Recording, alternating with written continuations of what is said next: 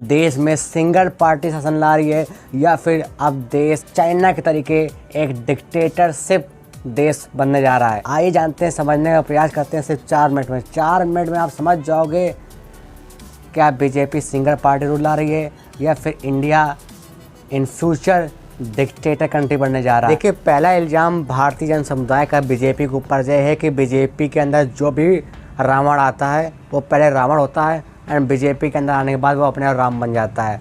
तो इस पर बीजेपी के गृह मंत्री का कहना है कि भाई साहब, जो भी व्यक्ति, जो भी पॉलिटिशियन, एमएलए, एमपी हमारे पार्टी में आते हैं, अगर उन पे केस चल रहा होता है तो केस चलता रहता है। ये बाकायदा बीजेपी के गृह मंत्री अमित शाह ने इस प्रश्न का उत्तर दिया है। दूसरा बड़ा इल्ज़ाम भारतीय जन समुदाय का बीजेपी के ऊपर यह है कि बीजेपी का कहीं में नहीं जीत पाती है तो वहाँ पे तमाम सारे पॉलिटिकल हथकंडे अपनाती है। तो इसका सिंपल सा आंसर है भाई साहब, बीजेपी के पहले कौन सी पार्टी आई है? कांग्रेस। ठीक, तो कांग्रेस ने क्या ये सब नहीं किया क्या? अब हम बात करते हैं बीजेपी के इनडायरेक्ट प्लान 1 पार्टी रूल। लेकिन इससे पहले आपको समझना होगा कि किसी भी राज्य में और किसी भी देश में पॉलिटिकल स्टेबिलिटी के क्या फ़ायदे होते हैं और उससे उस राज्य का और उस देश का कैसा भविष्य आगे जाके हमको दिखता है। आज से 20-25 साल पहले मध्य प्रदेश जंगल राज, गुंडा राज और डकैती राज था। इसके बाद शिवराज सिंह चौहान की सरकार आती है 3 बार तक एंड आज आप मध्य प्रदेश जाकर देख लीजिए, इंदौर को रिप्रेजेंट किया जाता है इंडियाज क्लीनेस्ट सिटी में। अब आप कहोगे भाई साहब कैसे जंपर आप देख रहे हो? देखिए, पश्चिम बंगाल का विकास भले चाहे 5-10% हुआ है, लेकिन वो 5-10% भाई साहब इसलिए हो पाया है क्योंकि ममता बनर्जी भाई 5 बार की सीएम रह चुकी हैं। तो थोड़ा विकास किया, थोड़ा विकास किया और जाके 15-20 सालों में हमको 10-15% विकास देखने को मिला। तो गुजरात आज से 20 से 25 साल पहले आप जाके देख लीजिए, एक गंदा शहर, कोई भी बिजनेस इंफ्रास्ट्रक्चर नहीं है, लेकिन आज नरेंद्र मोदी जी सेंट्रल में आए जस्ट बिकॉज गुजरात मॉडल को लाके। एक मैं आपको शॉकिंग बात बताऊं, अगर महाराष्ट्र पहले से इतना ज़्यादा पावरफुल, इतना ज़्यादा मनी स्टेबिलिटी राज ना होता ना, तो आज महाराष्ट्र देश का सबसे गरीब राज्य होता। बिहार और पश्चिम बंगाल तो बहुत दूर की बात है क्योंकि महाराष्ट्र में पॉलिटिकल स्टेबिलिटी नहीं रही है। Political stability in terms of country के मामले में 4 मिनट की बात है, पूरा सुन लीजिए। पॉलिटिकल स्टेबिलिटी किसी भी देश में हो, बांग्लादेश जैसे छोटा देश भी एक बहुत ही बड़े लेवल के देश में तब्दील हो सकता है। बांग्लादेश एशिया में हर मामले में कॉम्पीट कर रहा है भारत को और कई मामले में तो भारत से आगे निकल चुका है। क्यों भाई साहब? जस्ट एक ही रीजन है and that's is Sheikh Hasina, जो कि 3 बार से ऊपर के प्रधानमंत्री बन चुकी हैं।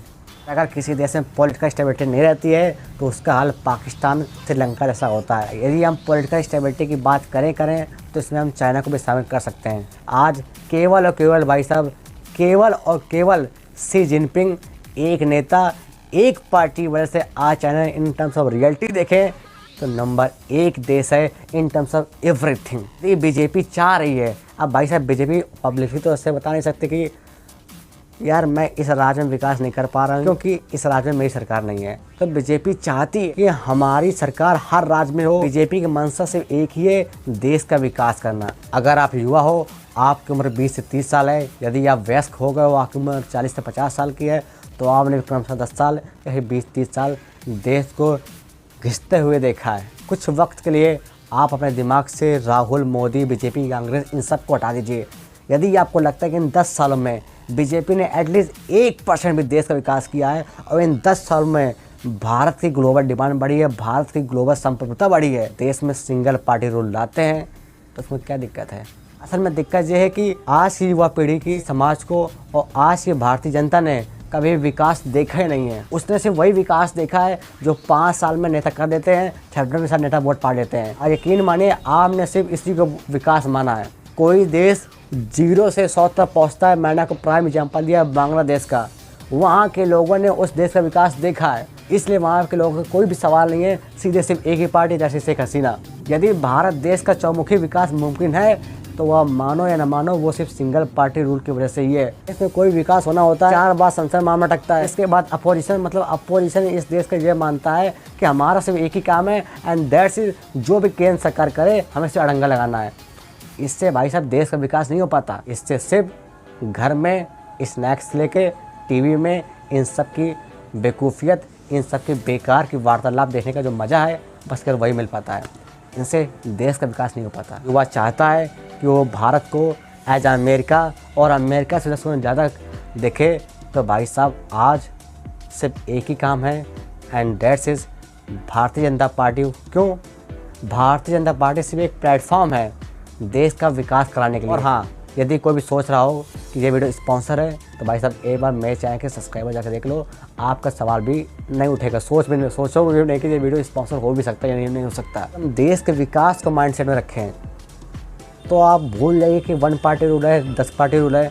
भारत देश में 2650 के ऊपर पार्टियाँ हैं, 40 से ऊपर पार्टियाँ हैं जिनका अस्तित्व एज आ मेन पार्टी में है। इन सब का अस्तित्व हो करके भी आपने क्या पाया है 70-75 सालों में? हाँ, या भारत देश की जो ग्लोबल डिमांड होनी चाहिए वो नहीं है यदि हम 10 साल को छोड़ दें तो। और यदि आपका सवाल है कि अगर हम सिंगल पार्टी रूल ले आएंगे देश भर में तो देश तानाशाह में आ जाएगा। तानाशाह में दिक्कत क्या है? यदि तानाशाह का मन, धन, कर्म, वचन सब कुछ देश पे निछावर है। आप देश देखो ना, जन की समस्या 10 साल के लिए पीछे हटी, पहले देश।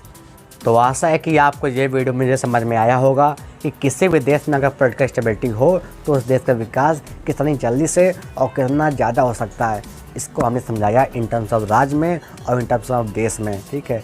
तो आने वाले वक्त में लोकसभा चुनाव आ रहे हैं, हम चाहते हैं कि आप अपना वोट एक सही पार्टी को दें, सही मकसद के साथ दें, सही भावना के साथ दें। हम इस वीडियो के माध्यम से बीजेपी, कांग्रेस, राहुल गांधी, नरेंद्र मोदी इन सब पे कोई बात नहीं कर रहे हैं। हमने पहले ही आपको बताया है बीजेपी एक जरिया है, नरेंद्र मोदी जी उसके शिखर पे हैं और अमित शाह, योगी उनके 2 पिलर हैं। आप यही मान के चलिए इस टर्म को। और ये तीनों लोग का सिर्फ एक ही काम है, भारत देश को विकसित देश के रूप में देखना।